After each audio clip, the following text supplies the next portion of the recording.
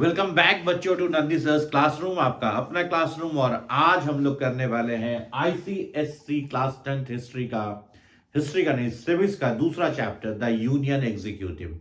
And union executive में दो हिस्से हैं, एक है प्रेसिडेंट, दूसरा है प्राइम मिनिस्टर। आज हम बात करेंगे प्रेसिडेंट की। और अगर आपको जानना है कि बोर्ड्स 2026 में इस पार्ट से क्या क्या क्वेश्चन आने वाले हैं, तो इस वीडियो को अंत तक देखना है। चलिए बच्चों, शुरू करते हैं आज की वीडियो। हम बात कर रहे हैं द यूनियन एग्जीक्यूटिव यानी कि द प्रेसिडेंट ऑफ इंडिया की। हाँ, इसके बाद हम इसका एक और हिस्सा करेंगे, that is the prime minister of India. फिलहाल द प्रेसिडेंट ऑफ इंडिया में हमें क्या क्या पढ़ना है। द प्रेसिडेंट ऑफ इंडिया वाले पार्ट में हमें पढ़ना है उनका इलेक्शन, हमें पढ़ना है उनकी क्वालिफिकेशंस,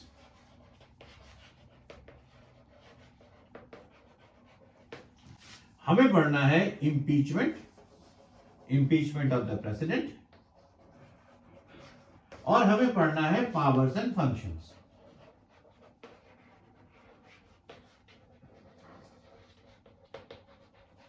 ये चार चीजें हमें पढ़नी है regarding president of India.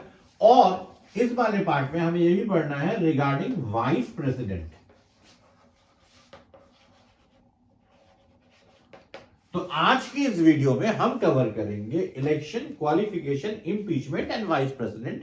And ये जो पावर्स एंड फंक्शन वाला है, ये हम कवर करेंगे आपकी नेक्स्ट वीडियो में। तो शुरू करते हैं आज के वीडियो और शुरू करते हैं हमारी पढ़ाई regarding the president of India. सबसे पहले बात करेंगे who is the president of India. बहुत इंपॉर्टेंट है 1 मार्कर के लिए। तो आपको याद रखना है कि president of India is the nominal head of all the things that is there in India. He is a part of the Union Parliament. He is the head of the Union Government. साथ ही साथ he is the head of the army. He is the head of the judiciary. तो ये सारे, आपको अगर कहीं पे भी कोई क्वेश्चन आता है कि who is the head of the judiciary? President. Who is the part of the parliament? Head. That is president. Who is the head of the armed forces? That is president. Who is the head of the union government? That is president. But ये nominal head होते हैं। अब सबसे पहले बात करेंगे कि president बनने के लिए क्या क्या क्वालिफिकेशंस चाहिए।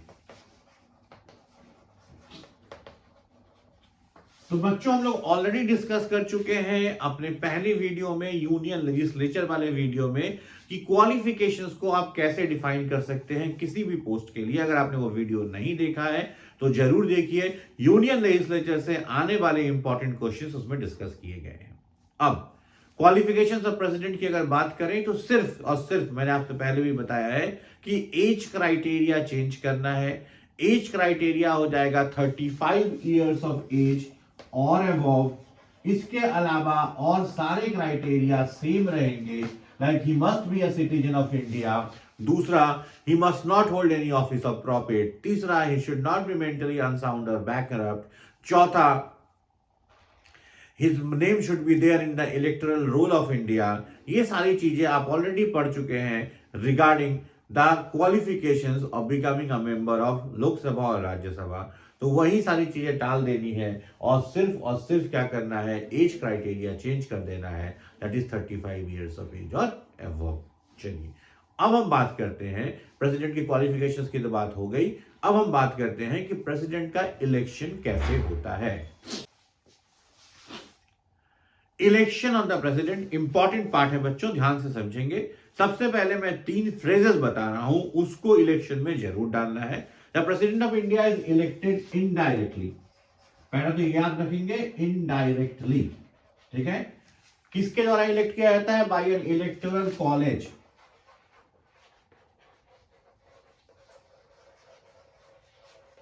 और इस इलेक्टोरल कॉलेज में कौन कौन होते हैं? Consisting of the elected members.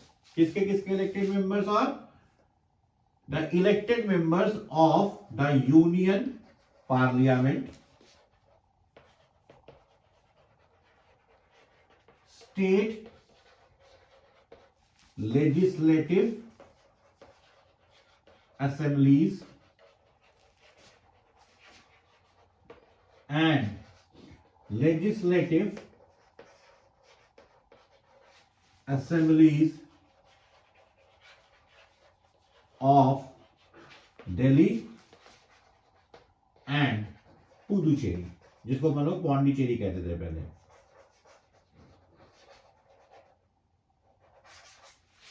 तो मैंने आपको लिख दिया कि the president of India is elected indirectly, पहली चीज, बाय एन इलेक्टोरल कॉलेज। उस इलेक्टोरल कॉलेज में कौन कौन पार्टिसिपेट करते हैं, मतलब इनके लिए कौन कौन वोट करते हैं, यूनियन पार्लियामेंट के यूनियन पार्लियामेंट के elected members, state legislative assembly के elected members and legislative assembly of Delhi and Puducherry के इलेक्टेड मेंबर्स। मैं बार बार एक बात कर रहा हूं, इलेक्टेड मेंबर्स, यानी कि नॉमिनेटेड मेंबर्स इस इलेक्शन में पार्टिसिपेट नहीं करते हैं। तो ये इलेक्टोरल कॉलेज, आई होप आपको क्लियर हो गया होगा। इनका इलेक्शन इनडायरेक्टली होता है, ये भी आपको क्लियर हो गया होगा। अब दो और फ्रेजेस मैं आपको बताने वाला हूं। Bye means of single transferable vote, ये एक phrase, and proportional representation.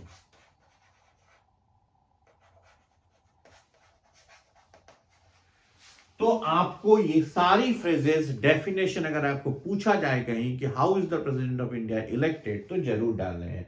The president of India is elected indirectly by an electoral college consisting of elected members of Union Parliament, state legislative assemblies and state legislative assemblies of Delhi and Puducherry. The nominated members do not participate, ध्यान में रखना है, and by means of single transferable vote through proportional representation। बहुत clear है। इन सारे phrases को आप election of the president अगर आपसे पूछा जाता है तो उसमें जरूर डालेंगे। अब यहां पे एक पॉइंट आता है कि किसके वोट की वैल्यू कितनी होती है। तो ये भी दो फॉर्मूलाज हैं, आपको ध्यान में रखना है। ऑल्दो इस पे कोई आपसे सवाल नहीं करेगा, न्यूमेरिकल्स नहीं पूछेंगे, बट ये वैल्यू ऑफ वोट आपको याद रखना है। तो कौन कौन पार्टिसिपेट करता है, मैंने अभी आपको बताया था कि इलेक्टेड एमएलए पार्टिसिपेट करते हैं और इलेक्टेड एमपीज यानी मेंबर ऑफ पार्लियामेंट पार्टिसिपेट करते हैं। अगर हम वैल्यू ऑफ वोट की बात करें, value of vote of N MLA, of a MLA, तो क्या होगा, जिस स्टेट का भी वो एमएलए है, सबसे पहले उस स्टेट की पॉपुलेशन लेनी है,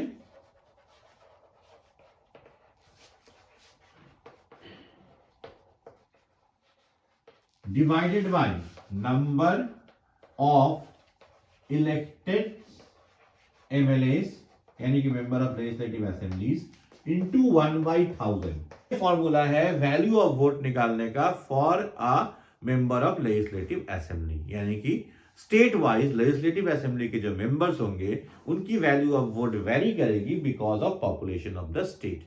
नाउ हम बात करेंगे value of vote of an MP.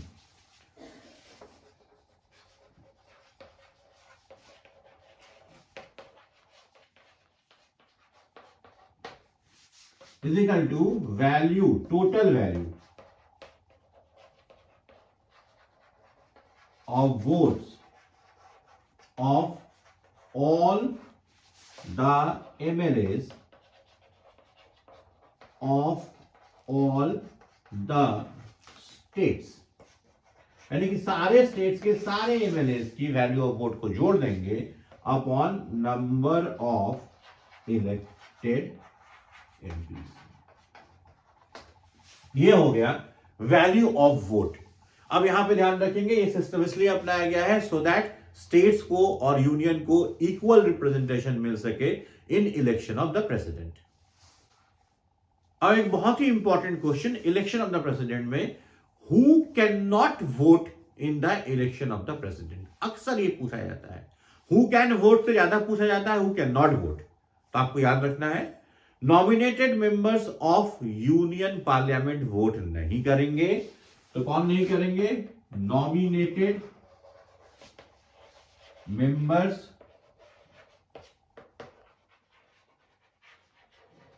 Of union parliament. दूसरा कौन वोट नहीं करेगा, nominated members of state legislative assemblies, nominated members of state legislative assemblies,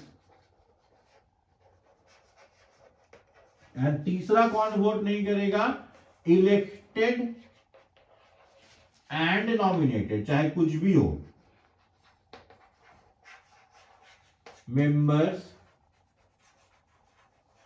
of state legislative councils.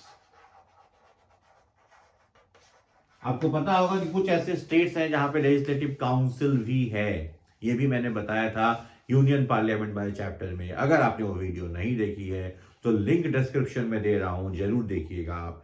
तो जहां जहां पे स्टेट लेजिस्लेटिव काउंसिल है वहां वहां पे उनके कोई भी मेंबर, चाहे वो इलेक्टेड हो चाहे वो नॉमिनेटेड हो, वो इस इलेक्शन में पार्टिसिपेट नहीं करेंगे। बहुत इंपॉर्टेंट है फॉर अ 2 मार्कर कि कौन कौन प्रेसिडेंट के इलेक्शन में पार्टिसिपेट नहीं कर सकता है।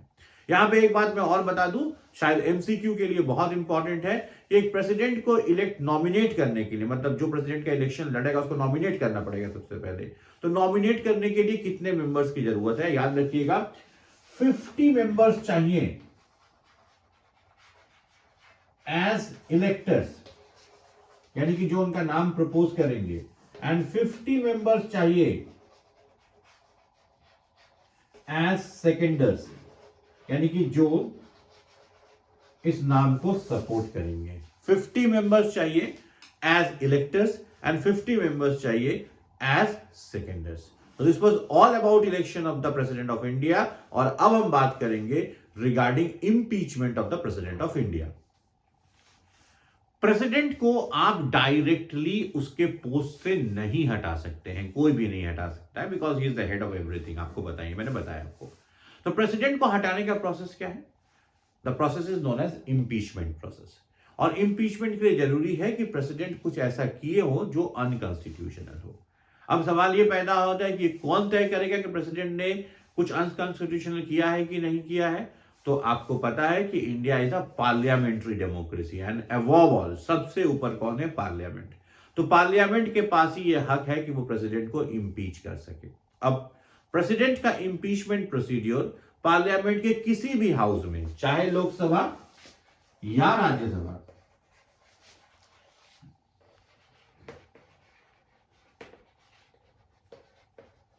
में इनिशिएट किया जा सकता है। अब इनिशिएट करने के लिए जरूरी है कि एक रिटन में यह दिया जाए कि हम प्रेसिडेंट को इंपीच करना चाहते हैं, कारण के साथ, विथ अ 14 डे नोटिस। 14 दिन की नोटिस के साथ लोकसभा या राज्यसभा में अगर 1/4 मेंबर्स, याद रखेंगे 1/4 मेंबर्स ने अगर इसको सपोर्ट किया है तभी हो पाएगा। 1/4 मेंबर्स अगर रिटन में देते हैं कि प्रेसिडेंट को इंपीच किया जाए तो प्रेसिडेंट का इंपीचमेंट प्रोसीड्योर शुरू होता है। 14 दिनों के बाद जिस हाउस में भी ये इनिशिएट किया गया है उस हाउस में वोटिंग होगी, एंड अगर उस हाउस में 2/3 मेजॉरिटी से 2/3 मेजॉरिटी से इंपीचमेंट प्रोसीड्योर को पास कर दिया तो ये जाएगा दूसरे हाउस में फॉर इन्वेस्टिगेशन। दूसरे हाउस में इन्वेस्टिगेशन के दौरान, बहुत ध्यान से समझेंगे, दूसरे हाउस में इन्वेस्टिगेशन के दौरान प्रेसिडेंट को यह हक है कि वहां पे वो अपना पक्ष रख सके। I hope it is clear. So during the second investigation, the second house, president can represent himself and his points in the investigation. And after the investigation, again the voting will be taken care in the second house. And second house में voting में अगर फिर से वो 2/3 majority से पास हो जाता है तो प्रेसिडेंट इम्पीच हो जाएंगे, और अगर ऐसा नहीं होता है तो प्रेसिडेंट का इम्पीचमेंट नहीं होगा। इलेक्शन ऑफ प्रेसिडेंट से जुड़ा हुआ एक और सवाल जो अक्सर पूछा जाता है, ध्यान देंगे, यह सवाल अक्सर पूछा जाता है, why the president is elected indirectly.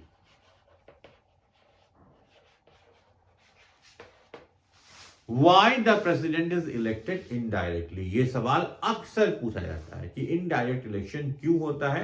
3 marker question होगा, तो 3 पॉइंट्स आपको तैयार करने हैं। पहला point, it helps in not making the president a rival of the central power of council of ministers. अगर हम प्रेसिडेंट को भी डायरेक्टली इलेक्टेड करते हैं लोगों के द्वारा, एंड ऑलरेडी आप जानते हैं कि काउंसिल ऑफ मिनिस्टर्स को या मेंबर ऑफ पार्लियामेंट को हम इलेक्ट करते हैं डायरेक्टली, तो क्या हो जाते हैं, दोनों सेंटर में है और दोनों एक दूसरे के राइवल पावर्स हो जाते हैं, क्योंकि दोनों को अपना पावर कहां से मिल रहा है, they are getting their power directly from the people. और इस कारण से कि वो राइवल ना बने, हमने क्या किया, प्रेसिडेंट के इलेक्शन को इनडायरेक्ट रखा।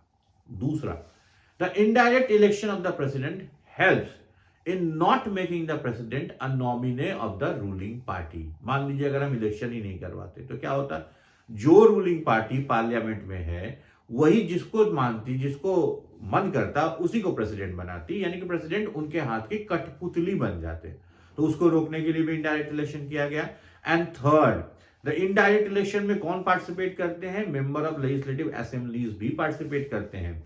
एंड वैल्यू ऑफ वोट वाले पार्ट में मैंने आपको बताया कि दोनों की वैल्यू ऑफ वोट ऐसे तय की जाती है कि इक्वल पावर्स हो, एमएलएस के हाथ में भी और एमपीज के हाथ में भी। It ensures that president is a nominee of the whole country and not only the nominee of the members of the union parliament, यानी कि स्टेट्स को भी प्रॉपर रिप्रेजेंटेशन मिलता है in election of the president. तो ये 3 points हो गए कि why the president of India is chosen indirectly.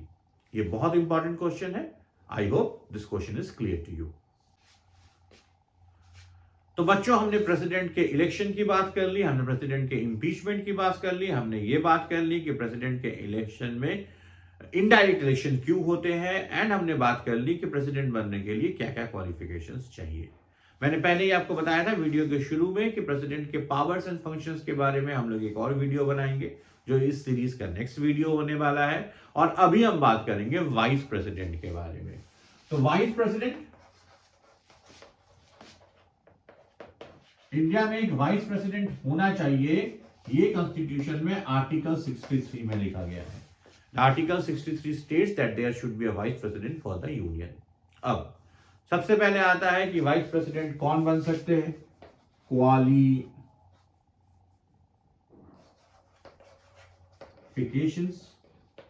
तो मैंने कहा है कि क्वालिफिकेशंस वाला पार्ट आप एक बार तैयार कर चुके हैं, कहीं भी उसको डाल सकते हैं, सिर्फ और सिर्फ यहां पे एज क्राइटेरिया चेंज होता है, और वाइस प्रेसिडेंट के लिए एज क्राइटेरिया है 35 इयर्स, बाकी सब same. Once qualification is being done, अब हम बात करेंगे इलेक्शंस की। तो ऑब्वियसली जो वाइस प्रेसिडेंट है उनका भी इलेक्शन इनडायरेक्ट ही होता है, लेकिन इसमें member of legislative assemblies participate नहीं करते हैं। इसमें सिर्फ elected members of union parliament participate करते हैं, यानी कि इलेक्टेड एमपीज पार्टिसिपेट करते हैं। अब जैसे प्रेसिडेंट के लिए मैंने बताया था कि 50 सेकेंडर्स और 50 इलेक्टर्स होने चाहिए, यहां पे 20 सिलेक्टर्स यानी 20 इलेक्टर्स एंड 20 सेकेंडर्स होने चाहिए। 20 electors and 20 seconders for nominating a name for the post of vice president of India. तो आई होप इलेक्शन कौन करते हैं, यानी इलेक्टोरल कॉलेज किनका है, वो क्लियर हो गया। इनडायरेक्ट इलेक्शन होते हैं, वही single transferable vote by proportional representation, सारी चीजें सेम, सिर्फ इलेक्टोरल कॉलेज चेंज हो जाएगा। यहाँ पे एमएलए पार्टिसिपेट नहीं करेंगे, यहाँ पे सिर्फ इलेक्टेड एमपीज पार्टिसिपेट करेंगे। एंड जो सेकेंडर्स हैं, जो इलेक्टर्स हैं, उनकी संख्या हो जाएगी 20-20, जो प्रेसिडेंट के लिए थी 50-50।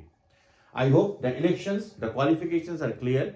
इंपीचमेंट, प्रेसिडेंट वाइस प्रेसिडेंट को भी आप डायरेक्टली नहीं हटा सकते हैं, उन्हें भी आपको इंपीच ही करना पड़ेगा, और इनकी इंपीचमेंट प्रोसीडियर भी सेम है एज दैट ऑफ प्रेसिडेंट, सिर्फ एक फर्क है, बहुत ध्यान देंगे। ये बात हमने यूनियन लेजिस्लेचर वाले पार्ट में भी की थी, इन एक्सक्लूसिव पावर्स ऑफ राज्यसभा, कि वाइस प्रेसिडेंट का जो इंपीचमेंट है वो सिर्फ और सिर्फ राज्यसभा में इनिशिएट हो सकता है, लोकसभा में इनिशिएट नहीं हो सकता है। ध्यान देंगे, वाइस प्रेसिडेंट की इंपीचमेंट सिर्फ राज्यसभा में इनिशिएट हो सकती है, लोकसभा में बिल्कुल इनिशिएट नहीं हो सकता है। तो हमने बात कर ली क्वालिफिकेशंस की, हमने बात कर ली इलेक्शंस की, हमने बात कर ली इंपीचमेंट की, और अब हम बात करेंगे powers and functions of vice president की। उसके पहले एक छोटा सा पार्ट हम लोग प्रेसिडेंट में भी छूट गया था हमारा, that was term of the president and term of the vice president. Term of the president भी 5 ईयर्स है, term of the vice president भी 5 ईयर्स है। However before the expiry of the term vice president और president can resign कर सकते हैं on the grounds of health, और या मान लीजिए उनकी डेथ हो जाती है तो सीट वैकेंट हो जाता है। तो अगर वो रिजाइन करते हैं तो रेजिग्नेशन किसको देंगे? वाइस प्रेसिडेंट अपना रेजिग्नेशन देंगे प्रेसिडेंट को, और प्रेसिडेंट अपना रेजिग्नेशन देंगे वाइस प्रेसिडेंट को।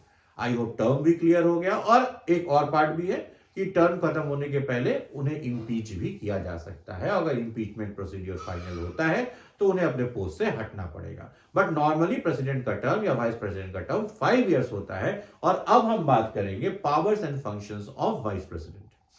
अगर हम बात करें powers and functions of vice president की, तो vice president is the ex officio chairman of Rajya Sabha. ये भी आपने पढ़ा है, यानी कि राज्यसभा की मीटिंग्स को प्रिसाइड कौन करते हैं? Vice president.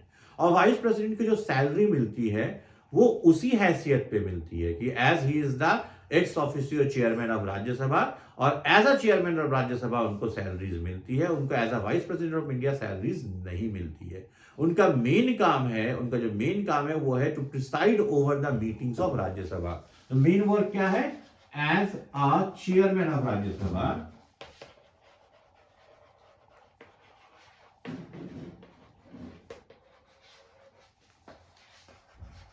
ये क्या करते हैं? He presides over the meetings of Rajya Sabha. He presides over the meetings of Rajya Sabha, और साथ ही साथ अपने स्पीकर ऑफ लोकसभा के जो भी फंक्शंस पड़े हैं वो सब यहां डाल सकते हैं। He maintains discipline in the house, he decides who will ask the questions in the house, वो सारी चीजें आप यहां पे डाल सकते हैं as the powers and functions of vice president as a chairman of Rajya Sabha. अब वो प्रेसिडेंट का काम कब करते हैं? When the president is not available to discharge his duties as a president,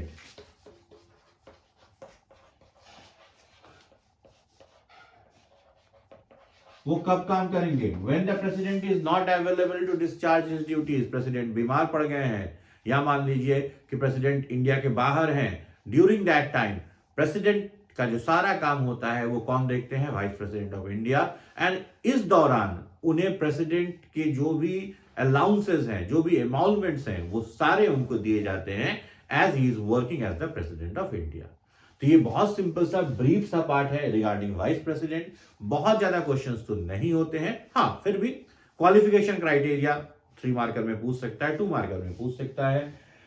इनका इंपीचमेंट कहां शुरू हो सकता है? ये 1 मार्कर में पूछा जा सकता है। एंड अगर पावर्स एंड फंक्शंस पूछते हैं तो आपको 2 पॉइंट्स का पूछा जाएगा। आप लिख देंगे कि as a chairman of Rajya Sabha उनके क्या पावर्स एंड फंक्शंस है, and as a vice president उनके क्या पावर्स एंड फंक्शंस है। ये था first part of the union executive. 3 part में चैप्टर होने वाला है। फर्स्ट पार्ट आज हमने किया, सेकेंड पार्ट हम नेक्स्ट डे करेंगे, जिसकी बात हम लोग करेंगे powers and functions of president की। थर्ड पार्ट में हम prime minister and his council की बात करेंगे।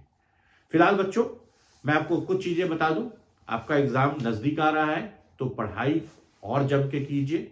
वीडियोस जब भी समय मिले देखिए, बिकॉज ये वीडियोस आपको फुल फ्लेजेड रिवीजन देते हैं for ICSE class 10th। And इसमें हम बात करते हैं सिर्फ उन्हीं क्वेश्चंस की जो आपके एग्जाम पॉइंट ऑफ व्यू से इंपॉर्टेंट है। मैं हर रोज वीडियो शाम के 6 बजे यूट्यूब पे डाल देता हूं, यानी हर रोज का मतलब अल्टरनेट डेज। हाँ कभी कभी थोड़ा सा शेड्यूल गड़बड़ भी हो जा रहा है मेरा, तो मैं कभी कभी 1 आध दिन आगे पीछे भी हो जा रहा हूं, तो you need to adjust for that.